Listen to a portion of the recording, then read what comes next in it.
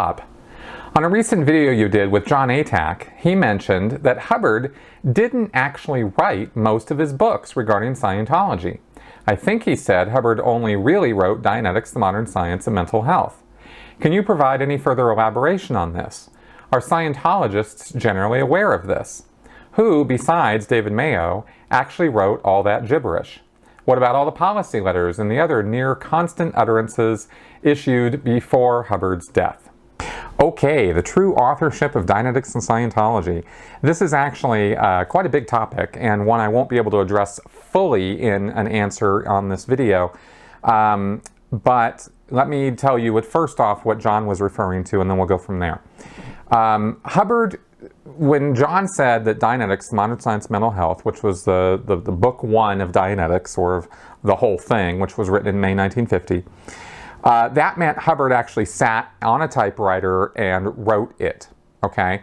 He dictated all of the other books of Dianetics and Scientology. He either recorded them onto little wax discs, which were sort of the way that his voice was recorded in this dictaphone device, or some other way, on some other recording device, dictated the work. And I think that's true for every other written book.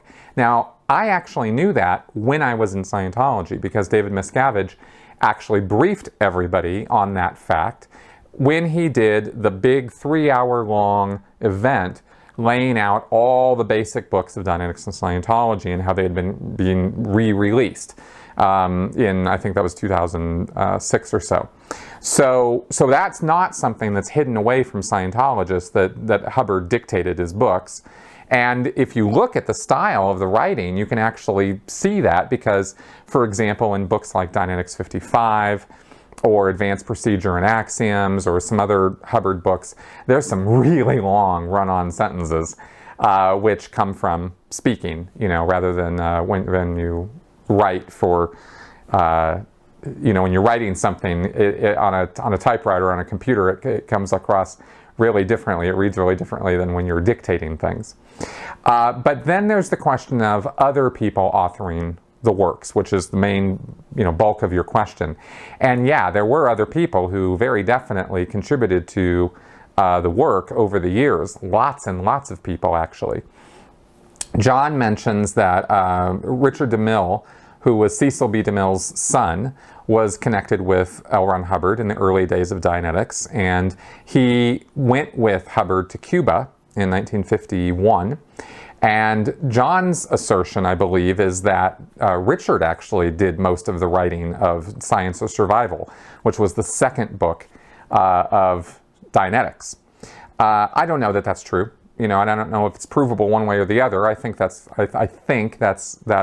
might be some conjecture there, but I am in the middle of doing all kinds of compilation and research on that time period and on the whole Scientology library, so I'll find out more about that. But I know that's what John was thinking and asserting on that, because Hubbard was having some pretty intense personal problems during that period of time. December 1950 through to May, June, July of 1951 was an extremely tumultuous time.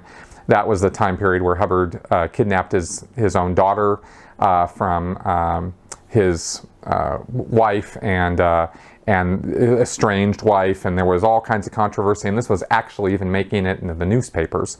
And then he took off to Cuba. I mean, it was a mess. So sometime in that time period, Hubbard also wrote Science of Survival, which is supposed to be this book that tells you all about how to be a good person, high on the Scientology emotional tone scale, while he's doing all these horrible, awful things. Other people contributed in many, many ways over the years with a lot of bulletin writing. The bulk of Dianetics and Scientology's techniques and methods are in these bulletins, these Hubbard Communications Office bulletins, which is red ink on white paper.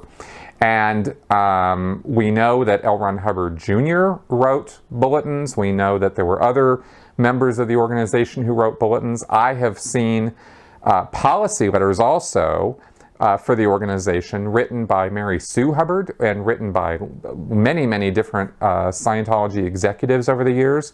But they all ended up with L. Ron Hubbard's name on them as supposed authorship, and yet that was not the case at all. It's some of the most blatant historical revisionism ever, because you can actually go on the internet or go to archives and collections of Scientology materials. Like I went to UCLA and went through their archives, and you can find the original copies of these bulletins or policy letters when they still had the original authorship signatory on them, and it was only later that they went back and changed it. So if you go through the modern Scientology library and look through and try to see who wrote this stuff, you wouldn't be able to figure it out. You have to go back to the earlier collections, and it's quite a bit of a Herculean task to go through all that, and so I could never give you a complete list of every single person who contributed policies and bulletins, but they are legion. There were many, many people.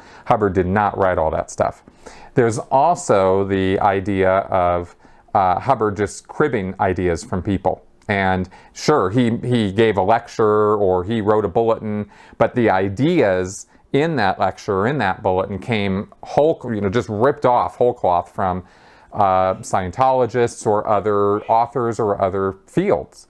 And I think I did in my Basics of Scientology series, I did a study tech video on the study methodology in Scientology and how that was actually ripped off from Charles and Ava Berner, who I actually talked to Ava in that video, and the full interview that I did with her is on my Patreon channel for my patrons. They can listen to the whole thing. But it's he just took that whole subject and ran with it from their ideas. So that also fits into the bigger picture too. So all in all, many people contributed over the years, but in the end, Hubbard was the only one who got credit for it. And that actually did cause, over the years, a lot of disaffection and a lot of people who were enthusiastic and excited about Dianetics and Scientology, were very active members of it. But then seeing Hubbard's character and the way he was doing what he was doing, that turned them off, and they took off. That was from the 1950s onward. That was going on the whole time. So kind of interesting stuff.